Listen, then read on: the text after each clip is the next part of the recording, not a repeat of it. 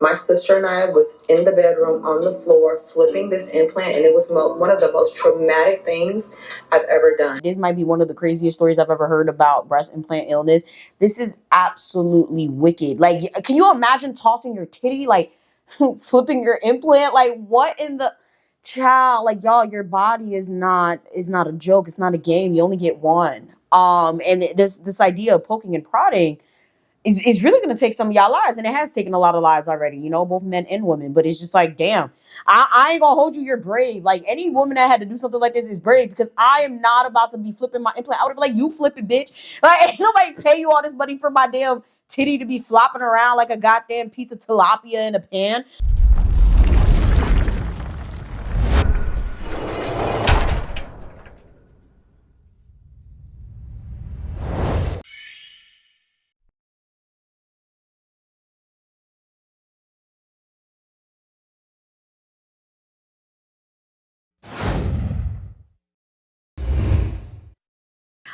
What up, everybody? I am the Mademoiselle, and this is my channel. As you guys can tell by today's title, we are actually going to be talking about breast implant illness. Now, I've been working on this for years, specifically because there's a lot that needs to be said about it, and I feel like there needs to be a lot of awareness around this topic. Of course, we've been talking a lot about different beauty trends and how a lot of them are extremely dangerous, and how a lot of people don't really understand how dangerous they are until people start talking about their stories and doctors start to come out and talk about these situations as well. When I started thinking about doing a video on breast implant illness, there was a lot out there about doctors saying that it actually didn't exist, calling patients delusional, saying that all the symptoms were in their head or they had other underlying conditions. And it was extremely weird. And I was just like, I don't know how I'm going to make a video about this because it's just way too conflicting and there's no way I can balance it out. But now that we are in 2025 and beyond, there's a lot more people coming out about their stories and a lot more doctors validifying the fact that breast implant illness is real.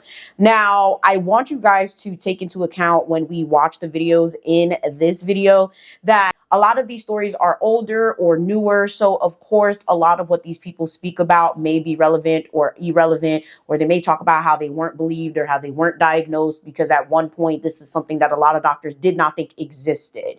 So when it comes to breast implant illness, it basically refers to a series of different symptoms that you feel due to your breast implants. Now, when I'm telling y'all, it could be so many different things. It could be so many different things. Like, literally, the list of symptoms is so vast. I'm literally going to put it right here on the screen.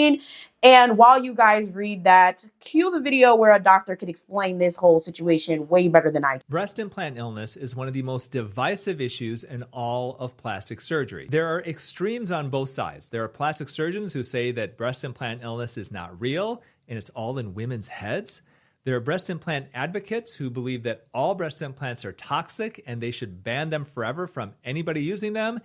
And there's a lot of people in the middle. I was always under the belief throughout all my training that implants were safe, and that this belief that people had that implants may make you sick just wasn't true. I started having patients telling me that they were reading stories online of people sharing their stories about breast implant illness and BII and how they were getting better after their implants were removed. What is breast implant illness? So let me give you a list of the symptoms of BII in order of how common they are. So the first one I'm going to mention is going to be the most common. And as I go through this list, we're going to go to less and less common, but still symptoms of BII. And there are lists online that you can find that have like over 40 symptoms of BII. But these are the most common according to recent studies. Fatigue, brain fog, joint pain, muscle pain and weakness, headaches, low libido, dry eyes, memory issues, anxiety, hair loss, numbness and tingling, insomnia, weight gain, cold intolerance, dry mouth, and depression. So, me listing these symptoms, if you have breast implants, are you dealing with a lot of these? If the answer is no, then you probably don't have BII. If the answer is yes, then it's possible that the implants may have something to do with it. And in these situations, you want to consider, first of all, timing. So when does BII occur? Well, in general, studies show that it occurs on average about 1 to 4 years after the implants are placed. Okay, so usually BII, these symptoms don't just show up the day after you have an operation, or a week later, or even a month, or even sometimes 6 months later. Studies show anywhere from 1 to 4 years is kind of the average time period where symptoms of breast implant illness appear to show up. So yeah, pretty serious stuff. For this video, we're mainly going to be reacting to people's stories. And if you have your own story, please feel free to leave them down below. Of course, please be respectful, whether you had a positive or a negative experience. This is a very serious issue, and there's women out there that are genuinely suffering due to their implants. Regardless of the fact that me or you may not agree with plastic surgery, it is definitely important to at least be empathetic to the fact that a lot of women out there are going through it specifically because of these implants, and a lot of doctors genuinely did not believe their symptoms. So again, comment down below, but please be mindful of what you comment. So without further ado, let's get into the reaction. This is a video that I never thought I would make because it's a situation that I never thought would happen to me, something that I didn't even know was possible. I am making this in the hopes that I can save someone's life, just like my life was saved by a group of amazing women that have raised awareness on their own, doing their best to save people like me. Back in 2010, I decided to get breast augmentation, so I made an appointment with a surgeon who was a very lovely family friend. I went to his office on a Monday, and on the Wednesday, I was having the surgery. I felt sure that this is what I wanted, so why wait? My appointment had gone really well. You know, he explained the risks of... Y'all, don't ever do this. Don't ever think about getting a life-altering, life-changing, body-augmenting type of surgery and think that you could just do the research and know everything in 2 days. You don't know what the risk of the surgery is in 2 to 3 days. You don't know how your body's going to react. You haven't, that is absolutely nuts. Like, the fact that she even did that is bold. I'm telling you right now, that's bold, but extremely dangerous as well. Which were, you know, infections, a scar, the risks of anesthesia, and he showed me the implants, which looked so beautiful on the table, you know, so perfectly shaped, so brand new, and I had confidence that everything was going to go perfectly well, that this slight asymmetry in my breasts, which by the way is totally freaking normal, that this would go away with the surgery. And well, I went in for surgery and it did. The surgery went great. I recovered really quickly. I mean, within 10 days, I was perfectly fine, or I felt perfectly fine. You know, I still couldn't exercise for a while, things like that. But, you know, little did I know that my life was going to become a living nightmare, and the symptoms that would arise were a disaster, really. After surgery, I would say a few months in, I started having panic attacks, and you know, I would be just at home doing absolutely nothing. You know, I didn't have to be exercising or doing anything that was exerting myself. I could just be reading a book, and all of a sudden I would start to get palpitations. I would go numb in my fingers.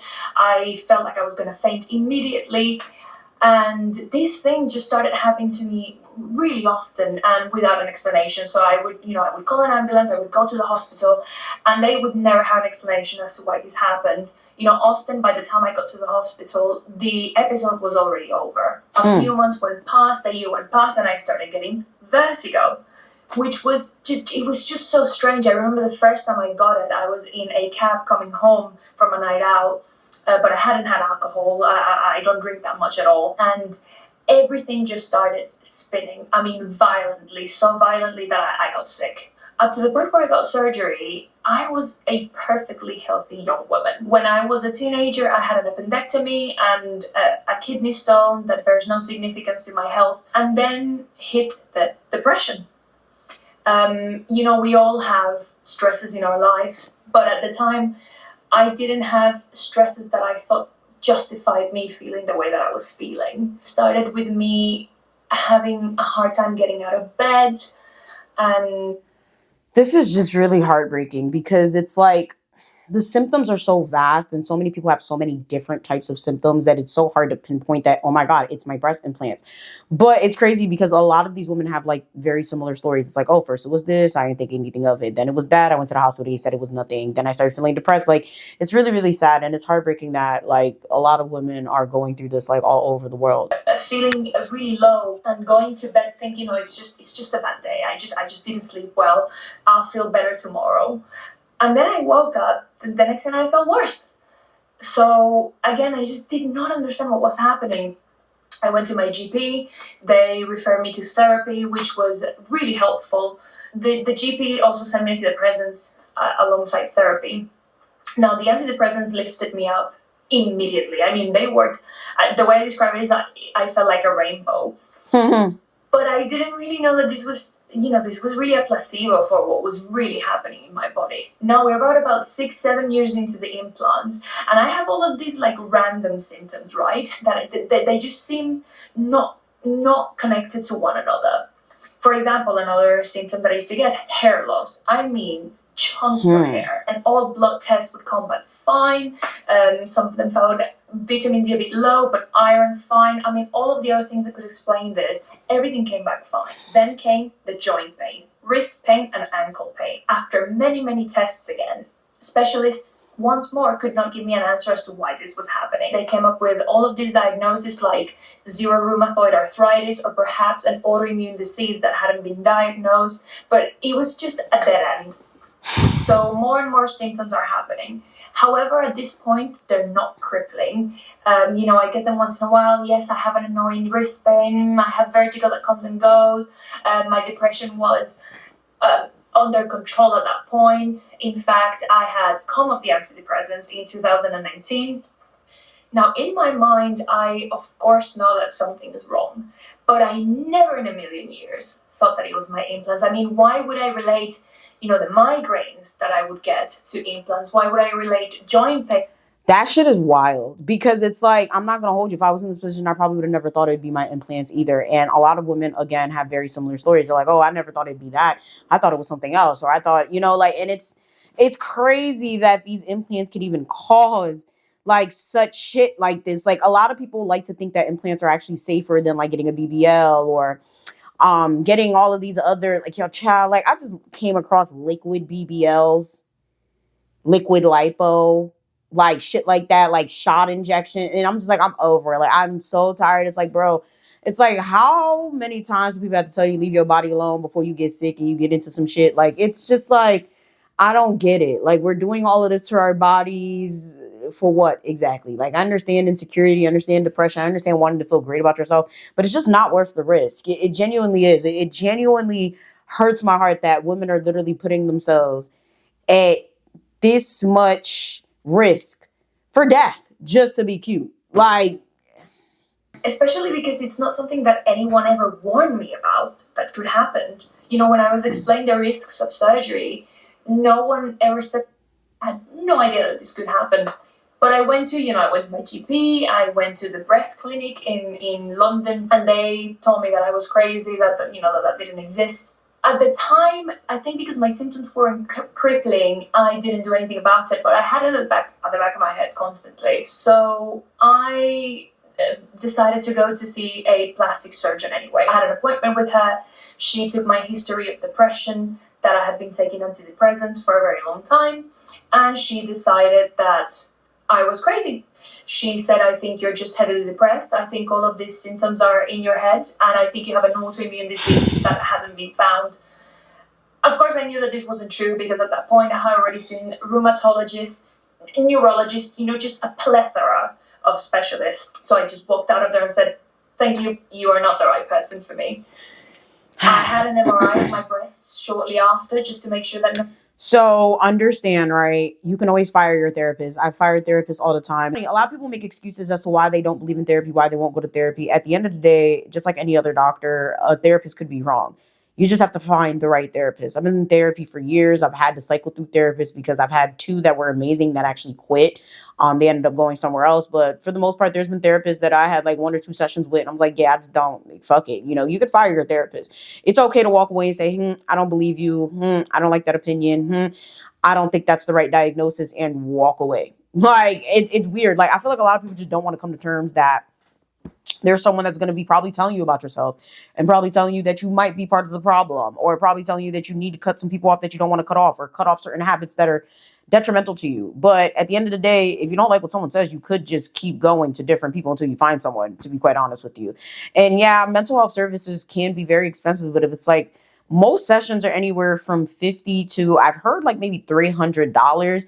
And it's like, how many of us are spending like $50 to $100 on Amazon, $50 to $100 on junk food, $50 to $300 on hair? So it's just like, I really don't hear it. I don't want to hear people talking about like, oh, the mental health services are so expensive. They're inaccessible. It's like, are they really inaccessible, or you just don't want to pay for it? Just say you're not interested in paying for it. Just say, I'm mad that my insurance doesn't pay for it, so I'm not going to pay for it. Just say that. But don't sit there and be like, it's inaccessible. Because if you really wanted to help yourself mentally, you would pay for it. You would find a way to make it work, because I see too many people spending too much money on bullshit, but not enough money on their mental health. Like, you'll go to the hospital immediately if you have a heart attack, right? But if you're going through depression, anxiety, and something's truly crippling your life mentally for whatever reason, nope, it's inaccessible to me. Absolutely crazy. But I was just having dinner with my husband, and all of a sudden, I couldn't swallow. I couldn't speak. The right side of my face just drooped. My right arm also drooped, and I thought I was gonna die.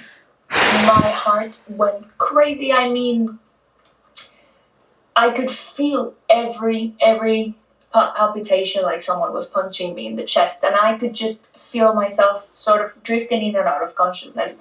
And I said to my husband, call an ambulance now. The ambulance took a while to get to us, took about 30-40 minutes. But my husband, he grabbed me and he literally carried me in his arms to I'm sorry, 30-40 minutes. Where the fuck do you live so I don't ever to go there? Like, wait. Got to 30-40 minutes. Sagila. Don't fucking play with me. That's absolutely horrible. She could have fucking died. Like, y'all, what? the bottom of the stairs of our building. And by the time I got to the hospital, I was really weak, but my vitals were okay. So they didn't see me right away. They kept me waiting. And the doctor at the ER, she said that she thought I had a hemiplegic migraine, which is it's not a common migraine, and it presents itself almost like a stroke. I was really, really tired for the weeks after, and my head wasn't quite right. You know, I just thought, like in the past, I've had these panic attacks, I'll just go to bed, and then I'll wake up and I'll feel better. And then weeks went past and I didn't feel better. And then came February. I started feeling incredibly fatigued. I mean, something that I had never experienced. It was like the weight of gravity was pulling me down tenfold. Y'all, when I'm telling y'all this video is crazy, like, long story short, she actually does get the implants out. And as you guys are going to see for the rest of this video, like, a lot of people have very similar stories. And if this broke your heart, it just gets worse from here. It's absolutely insane because, like I said, and like she even said in this video, a lot of doctors were telling her this shit don't exist. It's in your head. There's no such thing as your implants making you sick. You might appear to be healthy. It might just appear to be mental. But in actuality, yeah, implants are really getting people sick. Implant illness is real. Don't let anyone gaslight you into thinking that whatever you're feeling is not a thing. And if you've been thinking about getting breast implants, don't even do it. Because when I tell you that the things that it can cause you, it's not even worth it. I'm coming back just now from a doctor's appointment. This is my third appointment in the last 2.5 weeks to see what it is that's going on in my body that is causing this chronic inflammation. Crazy thing is that I got breast implants about 11 years ago. And 9 years ago, I went back to change them. And I asked the surgeon and I said, you know, I just don't feel as sharp anymore. I have this crazy brain fog. And every doctor was just like, oh, it's mom brain. It's mom brain. My it's God. Mom brain. It's not mom brain. Okay, it wasn't mom brain. It was never mom brain. I've been dealing with pain and just inflammation and issues with my liver and issues with my hormone. Breast implants have over 40 toxins and heavy metals. The silicone, doesn't matter what's inside, it breaks down over time and it causes you to develop autoimmune diseases. Ah, no, pero tú querías teta, tú no querías teta, coge teta. For the last 10 years, I've heard so many crazy breast implant illness symptoms that I just thank God that mine are nowhere near as bad. Your body will literally begin. Bro, she's right. Like, I've literally been watching these stories for like the past like 5 years. The craziness that I've heard from people passing out to people like developing like crazy diseases to people like not being able to breathe. Like, I think I had saw a story. I don't know if I could come across again, like a woman having a stroke. Like, this is like very, very serious.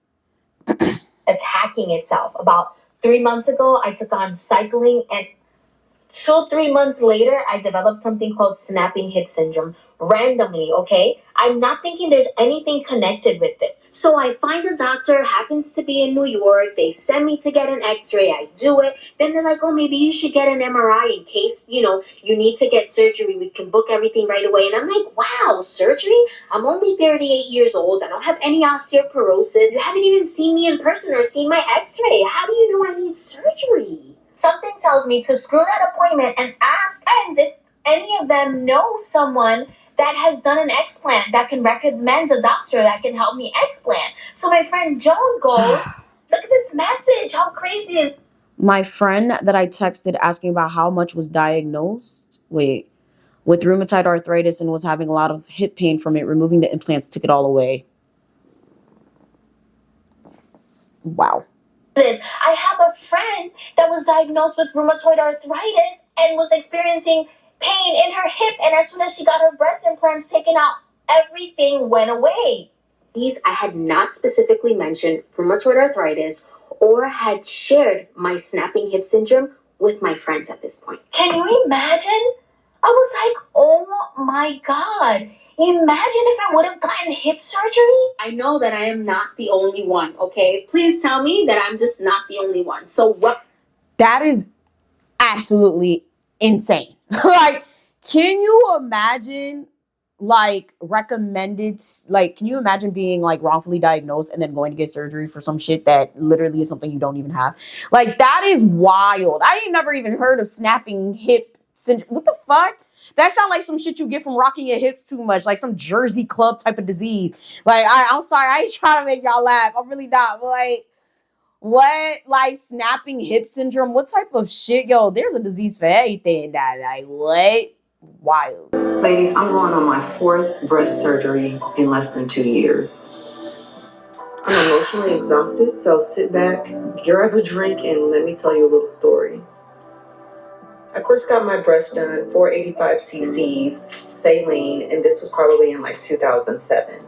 One day I literally woke up and I was like, you know what? I want them bigger and I want silicone. So I scheduled the surgery and did that. So I went up to 700 cc's of silicone. A few months later, I started noticing something happening to my right breast, only the right breast, but I wasn't sure what it was. One day, my little sister was at my house, and I said to her, I took my shirt off, I said, why do my breasts look so different? Why does one look like a completely different boob? So she kind of touched it and looked at it, and she was like, I think you have capsular contracture on your right boob. How the fuck? Was she a doctor? You got what, nigga? I was just like, yeah, that should look a little weird. Capsular contract. That's wild. Like, like, I want to know what your friend does that she was able to say that. Well, shit, crazy. And sure enough, that's what it was. For those of you who don't know what that is, it is your body's defense system noticing that there is something foreign in your body, and it starts building like this hard tissue around it, and that tissue causes the implant to be really hard and really high. So one boob was up here and one boob was down here. So scheduled surgery, went in to see the same surgeon, had I believe it's called a capsulectomy, I may be saying that wrong, and everything was fine. So I thought, a few months later, I noticed it happened again. Same breast. So this time I'm like, okay, let's do something different. That different thing that I did was just found a new surgeon. I went to a... This wild. To be quite honest with y'all, like, I ain't gonna hold you, and I'm trying to keep this real respectful, like real respectful, because I already said, you know, let's be more empathetic for this particular video. But it's like, are y'all bugging? Like, y'all bugged the fuck out. Like, I'm thinking, okay, you got it out and that's it. But damn. Like, it's like, do y'all want to kill yourselves? Like, do y'all want, like, and I know that's not the goal, right? But it's like, it comes to a point where it's like, when are we going to stop doing this? Like, when are we going to stop putting ourselves in legitimate danger for beauty standards? Like, wild. Surgeon in Tampa, and she came up with this whole plan. She was going to put some mesh in and do all of these things. And yeah, I had surgery again in December 2022. This time, I went to 650 instead of 700 cc's. I was in Atlanta in May. This was 5 or 6 months after my surgery, and I was asleep with no bra on. And when I woke up, the right breast implant had completely flipped, and you could tell it just looked so weird. Oh, nah. You know what? Y'all got a lot of bravery for even going through the surgeries, but y'all got even more bravery for not freaking out when something goes wrong. I would have freaking lost it. I would have child would have ripped my locks out, baby. The surgeon, by way of pictures, did confirm that the implant actually did flip, and I gave advice on how I could flip it back. You guys, my sister and I was in the bedroom on the floor flipping this implant, and it was one of the most traumatic things I've ever done. I will tell you about the most traumatic thing that I've done in this story time. This might be one of the craziest stories I've ever heard about breast implant illness. This is absolutely wicked. Like, can you imagine tossing your titty, like, flipping your implant? Like, what in the child? Like, y'all, your body is not a joke. It's not a game. You only get one. And this idea of poking and prodding is really going to take some of y'all lives, and it has taken a lot of lives already, you know, both men and women. But it's just like, damn, I ain't gonna hold you, you're brave. Like, any woman that had to do something like this is brave, because I am not about to be flipping my implant. I would be like, you flip it, bitch. Like, ain't nobody pay you all this money for my damn titty to be flopping around like a goddamn piece of tilapia in a pan. Like, you not about to tell me to come flip this. Like, be fucking real. Vin flipil. Or vin dress it. I don't even know how to say that shit in Creole because I'm so goddamn gobsmacked. What? Huh. So, breast implant flipped back to the right side. I went on about my day and my trip, and everything was fine. And then it started to come back. It was almost like the trauma of the boob flipping and me flipping it back caused my capsular contracture to come back. So a month later, it started getting hard and high again. If you do research on this condition, you come to understand that the more surgeries that you have to fix it, the more likely it is to return. I knew that me getting new breast implants, that there was a high probability of it capsulating again. So did some research and found a company that does ultrasound therapy and massage of the boob in hopes of kind of like loosening up the capsule and letting the boob soften and fall. The massaging part of it was one of the most painful things I've ever done in my life. It was so... That sounds very painful because you're basically moving something around in your body that doesn't want to be in your body. That's why it created that capsule in the first place. And I'm sure it's like a hard, you know, like from what you explained, it's like hard tissue or, ooh, child, my titties hurt. Like, oh, this is a lot. Traumatic. And because I was already at a stage 3 of my capsular, meaning it was really hard and really tight and really high, it was kind of a lost cause for me, but I just went in as a last resort before I did the final thing that I can do. I have to get them taken out.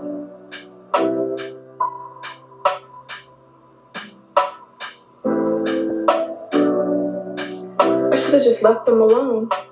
To be honest, that's a big drop from a D. I think she said, well, it said on the screen, to like an A. That's a big drop. It's funny because like I have a really big chest. Y'all can't tell right now, especially if you've never seen me before, you can't tell. But if you've been watching me for years or you follow me on Instagram, like I have a really big chest. Like I'm a 40 double D. And it's like, it's annoying. Sometimes I want to get a breast reduction, but I'm like, I'm not going under the knife. I really don't give a fuck. Unless it starts to really affect my health to the point where like it's unbearable, I'm not doing shit. And it's funny because I always get comments like, oh my God, does your back really hurt? And it's like, no. And I think it's because I have like pretty broad shoulders. And I have like a pretty wide torso. So I think that might be why like my back doesn't really hurt. And I also work out. I try to really work on my posture. I dance and stuff. But I think when I was heavier, it kind of did. No, I can't even say that. Like they feel like they belong on my body. And I feel like that's the problem when it comes to breast augmentation or even like BBLs and stuff like that. Like you're basically offsetting the natural ability that your body has to hold the weight. Okay. Like you sit there, you go put all this weight on your legs, all this weight on your frame, on your chest or whatever, and you're expecting your body to hold it and not get upset and start rejecting it. Like if it's not made for you, more than likely your body's going to start rejecting it. Like I literally had a second belly piercing because I really wanted like a horizontal one. I got that shit pierced twice. My body rejected the fuck out of it. Like to this day, I don't know why. And there be times I'm thinking, I'm like, I want to go back and like redo it. But I'm like, you know what? Let me just leave it alone. It rejected 2 times. Like literally my body pushed it out. Like it was disgusting. Like so I was walking around with like this little gaping hole on my belly looking stupid. And yeah, like I'm happy I didn't try to go do that again because it's pretty nasty infection. So my heart goes out to her. Like this is crazy. Like all the women that are going through this, like y'all are brave for even going through the surgery, but y'all even more brave for even going through the process of like getting an explant because this is a lot. There was nothing wrong with them. Nothing. I can't believe I'm on this app crying, but like it has been really, really hard. And so much pain and discomfort and just me being so self-conscious about it. So now I'm doing research on doctors who are really good with explants, someone who can fix the capsule and then give me a lift. It is so important before you do anything that you know the risk involved. And you always, I know that I did this, you always hear them telling you these things, but you don't think it can happen to you until it does. Yeah, this was a lot. Yeah, I really hope that things worked out for her. This was posted in 2023. I'm going to take a quick little look on her page and see. I mean, hey, her boobs look smaller. I mean, they don't look that small whatsoever. They look great. They look good for her body. So I don't know, y'all. Like, it's just, I really feel like everyone should go through some sort of therapy before getting, surgery, and it needs to be a therapist that you know, you love, you trust, and it needs to be like a couple sessions, like at least 3 to 6 months worth of sessions and stuff. Because yeah, no. Let me see. Today is the day.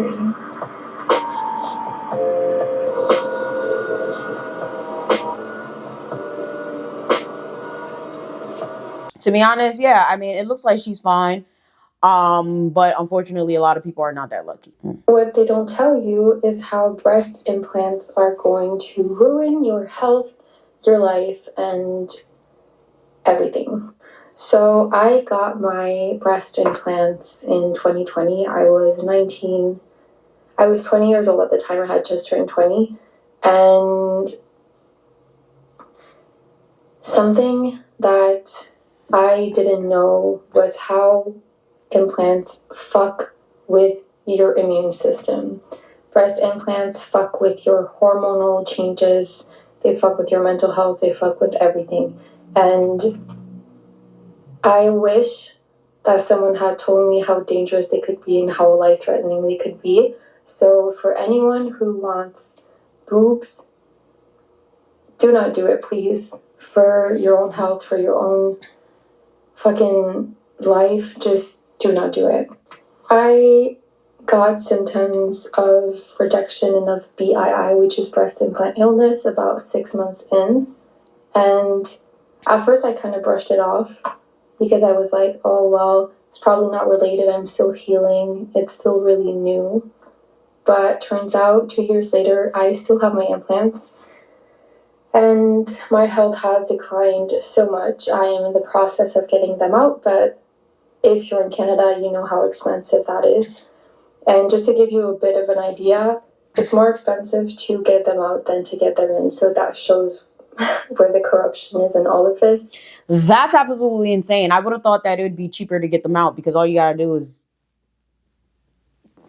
take them out. Like, I don't know, I'm not a doctor, but it's like, what? I never thought about the cost of that. The cost of like doing all of this is already a lot in my opinion, but I never would have thought like it'd be more to take them out. Another thing is that FDA black labeled implants. So what that means is that it's really fucking dangerous and it is not recommended at all. But surgeons don't show you that because they just want to make money off of you, especially when you're young. I was like 20, so they kind of just took advantage of the fact that I was innocent and naive and I didn't really know everything that went with having implants. So one of the first symptoms that I had was a tingling, burning sensation in my chest. And I kind of brushed it off because I was like, it's probably anxiety. But then I started getting numb hands and numb arms, tingling sensations. I was losing my hair. My nails were breaking. I have digestive problems. My acne, I've never had acne in my life. My acne became so bad. My brain fog. Literally, I forget how to finish sentences sometimes. Shortness of breath, which is very intense right now because they're so heavy. And they're pushing on my lungs and on my ribs so that I can collapse at any moment. And it... Whoa. See, I never heard of people saying their lungs could collapse. That's absolutely wild. Y'all, please be careful. Please don't just be going around getting stuff just because. Extreme case. So just a little PSA, if you want to get implants, do not. That was wild. The fact that she still has them in is absolutely wild. I'm going to check because this was 2022. So let us see. Oh, it doesn't look like she got them out. I could be wrong. All these videos are going to be linked in a playlist down below. By the way, I could be wrong, but it doesn't look like she took it out. This is heartbreaking because it's one thing to save up to get the implants, but it's another to have to save up to get them out and to prepare for the consequences of a surgery like this. And people don't really ever talk about that. They don't really talk about the post care. They don't talk about complications. They don't talk about extra surgeries, especially when it comes to like BBLs and stuff. It's like you think that you just have to get one BBL.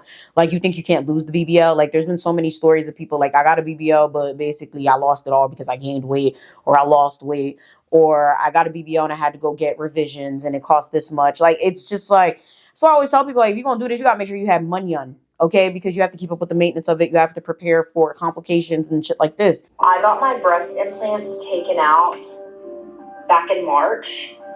Look at this. This is saline, FYI. Okay, this is not silicone. Everyone thinks that you can only get breast implant illness with silicone, and that is so wrong because the shell of this is silicone. It's just filled with saline. Look at all of that black mold floating. How can you get mold in your implants? Well, I have removed hundreds and hundreds of saline breast implants, and honestly, I have never seen an implant come out looking like this. But the way something like this is possible is that when the saline is injected into the implant, if it is contaminated, then yes, I guess things can grow in it. When I first started my training back in 1998, one of the older plastic surgeons would fill saline implants by taking a bowl on the back table, pouring sterile saline into it, drawing it up with a syringe, and then injecting it into the implant. But that bowl of saline sometimes sat on that back table for 10, 20, 30 minutes or more. And during that time, it's possible that you could get dust particles fall from the lights or the ceiling into that bowl. When I fill my saline implants, the saline goes directly from a sterile IV bag right into the implant. But sometimes doctors will put weird stuff in implants, such as betadine as a misguided attempt to reduce infection and capsular contracture. So this is real, Don't but fucking, my belief is that no. it's quite rare. Oh my freaking gosh. That is what the fuck? I'm over it. I'm stressed. Oh my God. Guys, please be careful. It's not worth it. It really isn't. Like, what the fuck? This is my first time saying this out loud. I think I have breast implant illness. I got my boobs done at the start of 2023, and about 6 months later, I started developing some symptoms. I really wasn't sure what was causing them for a very long time, but basically for 12 months straight, I have been having dermatitis all over my upper body, So like rashes, unexplained rashes. And recently I had a full GI test, like a stool test. So basically like about my gut, and I have really high levels of inflammation in my gut. It's meant to be like a 20 and mine was, I think, like 800 or something, really high, which is strange because I've never had any gut issues before. And I have had intense ADHD symptoms, and I really had no idea what was causing it until I sort of put it all together and was like, maybe it's got something to do with my implants. Before getting them done, I looked into breast implant illness, and I honestly didn't really believe that it was real. That sounds dumb, but I just thought people get hip replacements, people get all sorts of implants, and they don't have illnesses, so why is there breast implant illness? So I really discounted it, and I just didn't think that it would ever happen to me. And now I'm in this position where I'm having to make a decision about what to do. And it's hard because, for one, it's expensive. It's over 10 grand to get them out, even after I just paid 10 grand to get them in. And like, it's my body is going to look so different. I've breastfed a baby, I've had a baby, my skin is stretched, and I don't feel good about the way that they might look. And yeah, that's what I'm dealing with right now. And I feel shit about it.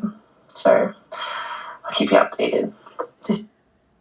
This was actually posted in June. I don't really know if there's any updates, but of course we're going to check. To be quite honest with you, like this whole idea of, oh, I'm not liking how they look, and I don't like, I get that. And it's sad because it's like, not liking the body you're in is very, what's the word? I don't see any updates. But again, everything's gonna be down below so you can look it up on your own. Not feeling good about yourself, especially as a woman, really does suck because it causes you to make a lot of life altering decisions, such as getting implants, getting a BBL, so on and so forth. And it's really heartbreaking because I think a lot of it not only has to do with society, but it has a lot to do with men, right? The men that we encounter, the men that we date, the men that we want, the men, and it's crazy because you'll see women like, oh, I did it for myself, and it's like, seriously, I just respectfully, I'm gonna disagree. There's no reason for you to literally put your life at risk for yourself.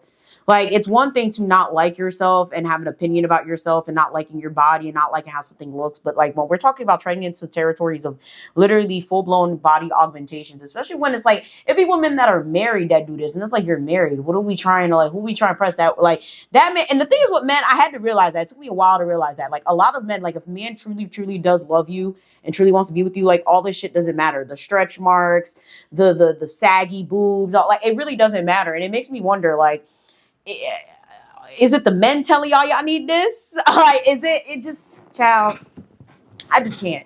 Okay, like, y'all be extremely careful, but most importantly, work on your inner core. Work on yourself. Work on loving yourself. Work on appreciating yourself, because that's what truly matters. With that being said, make sure you guys like, share, and subscribe. Check out my other channels. My Haitian channels linked down below. Personal content such as The Mafia Speaks, vlogs, etc. are on my personal channel. Join the Patreon or the membership for early access as well as exclusive uploads. And with that being said, I'm going to see y'all next time. Bye!